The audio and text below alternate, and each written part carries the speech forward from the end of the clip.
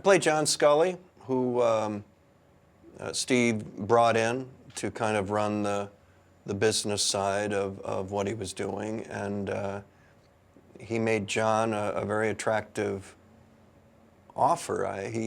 John had been hooked up with Pepsi and was part of that campaign that sold Pepsi so well, the Pepsi generation and that whole thing.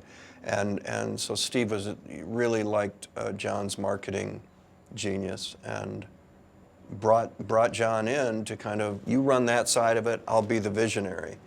And when it was that, it was terrific. It was like a bromance. They really enjoyed each other, and I think for John, the excitement of as Steve had put it, you can put a dent in the universe, you can change the world with me, and you want to come along for the ride. And it was a great ride until it wasn't.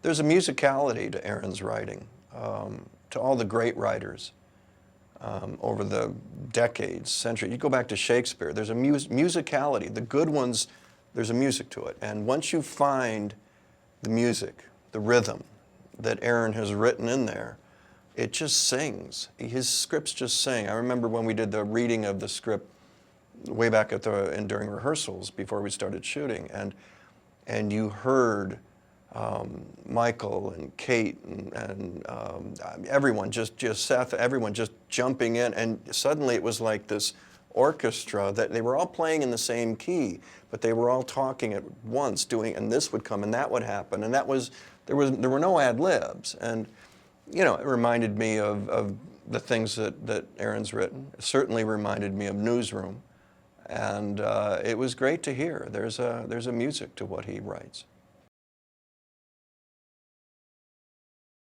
It was a very smart decision to set it the way Aaron did. It's pretty much in 3 different launches, and at 3 different times, 3 different products. And there are things that happen that people say that did not happen at this particular location, but he's taken the dramatic license to take what Walter wrote and what Walter researched for the book and going, I'm not gonna, we'd be doing a Ken Burns 20-part series in order to do it that way. So he's confined it into these certain areas, settings, and then but brought everything to it.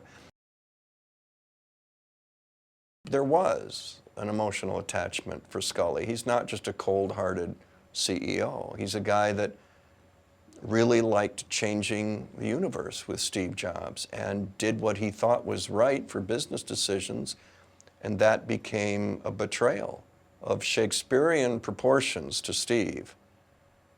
That was just a sound business decision.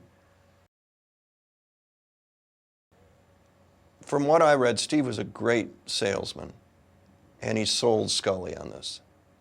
And it was attractive, it was sexy. There was nothing, as he said to John, he said, you know, aren't you tired of selling sugar water? You get a chance to change the world. And you know, Scully, yeah, I could. You're young again. You're with this younger visionary, he's obviously a genius. He needs to be corralled, but he's a genius. He's a visionary. He's seeing things 20 years down the road.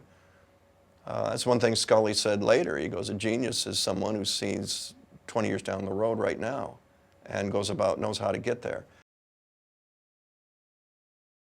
Michael's really making sure that he tells the truth with Steve Jobs, that he really tries to get to the core of why Steve did this and why he did that. It's certainly not an impression, and nor is it intended to be, but the truth is there. Steve Jobs.